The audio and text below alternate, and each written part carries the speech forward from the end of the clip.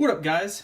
That Comic Awesome here, doing another review, doing Damage number 3, and I liked it. I've been enjoying this series. My one of the things I'm really hoping this doesn't become a normal kind of thing. The issue format is becoming very predictable. It's introduce or fight adversary, get away from adversary, introduce new adversary. 1, 2, and 3 are that way. And I really hope they kind of get away from that in future issues. Now, what I really like as I read this, it makes me think of the old school Hulk TV show with Bill Bixby and Lou Ferrigno, where I could see Avery on the run during during his downtime when he's not damaged, and then stumbling into some quiet town, and Ethan kind of sees some bad stuff going on, and then Damage comes out and he takes care of the problem, but then the people are oh no, you're a monster, and kind of chase him back out of town, and he's back on the road again, and the quiet music plays.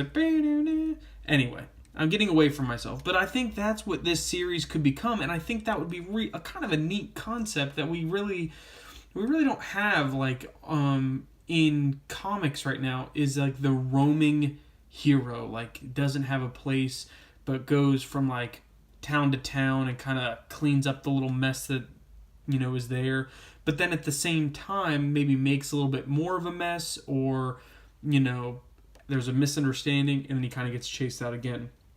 There was some hopes of that with the Captain America run, but then Mark Waid just ruined it, like he just about ruins everything. So, back to Damage. Where we are so far is Ethan Avery was a Army soldier. He volunteered for the Damage project. What that is once a day, every 24 hours or 23 hours, he is able to, for 1 hour, turn into Damage. And Damage is essentially an invulnerable destruction machine. He is pretty much the DC Hulk, but unlike the Hulk, where Banner can become Hulk at any time, if he's angry enough, Ethan can trigger Damage for coming out. It's not really clear what triggers it. He can have conversations with Damage. It is almost like a second personality within him. But he, once a day can become that. So he escaped from the first issue. He escapes from a military transport into Atlanta, where he starts to kind of wreck the city. The Suicide Squad come onto the scene, and then Damage quickly wipes the Suicide Squad out, and then Wonder Woman shows up and fights, pretty much to get him out of the city.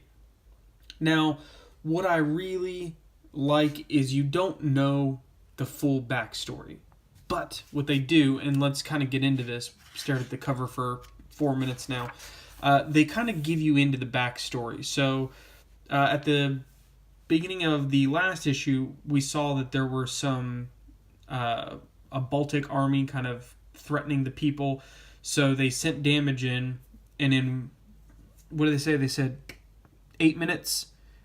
8 minutes and 13 seconds, he completely wiped out this entire army.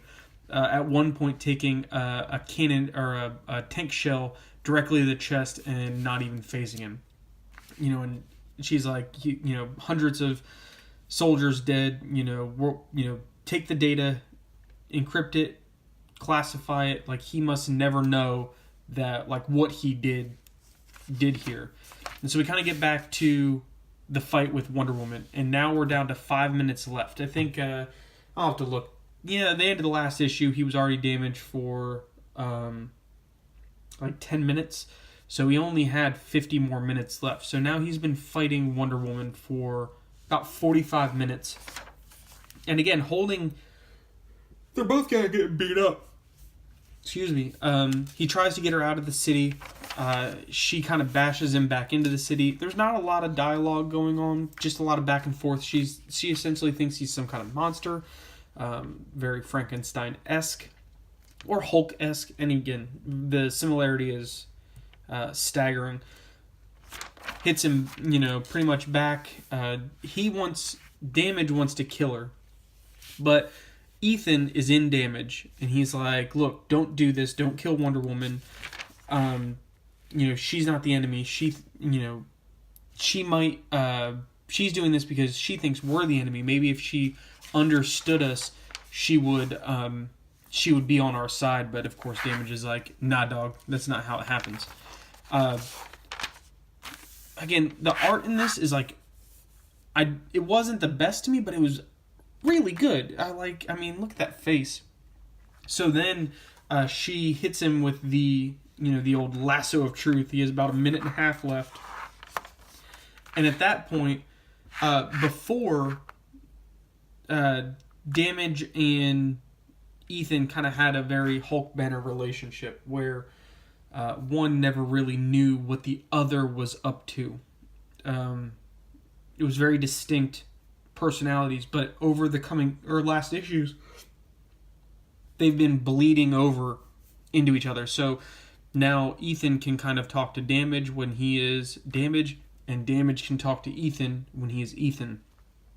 So she hits him with the lasso of truth, and what that does is allow him to remember all of the stuff that he did as Damage, and he's like, I've killed hundreds of people, thousands. Again, that kind of weighs on you. He can kind of see the destruction that he caused as him. Not just like armies, but just people in general. And then again, you get this really, really nice, pretty much white 2-page spread of Superman, and Irrelevant is coming. And then look at all the white space there. Look at that. That's a great ad. That's a great ad right there.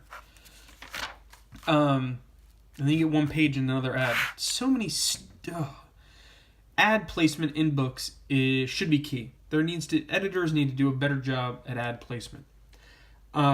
So Wonder Woman realizes that he's a man, and he has less than a minute left. He crashes her into a building. She gets up, and obviously he is gone. He kind of escapes.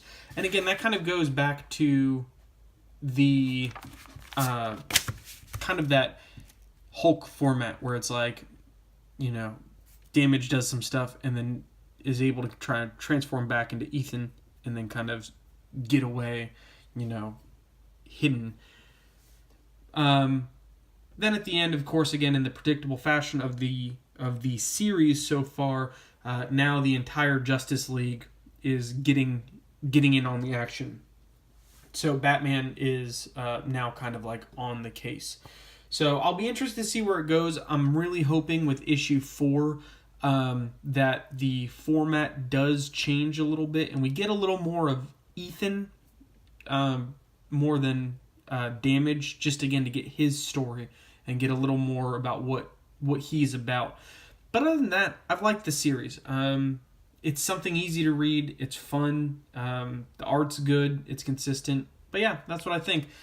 Subscribe right here. Watch some more videos. Hit me up in the comments. Let me know what you guys think. And I'll see you next time.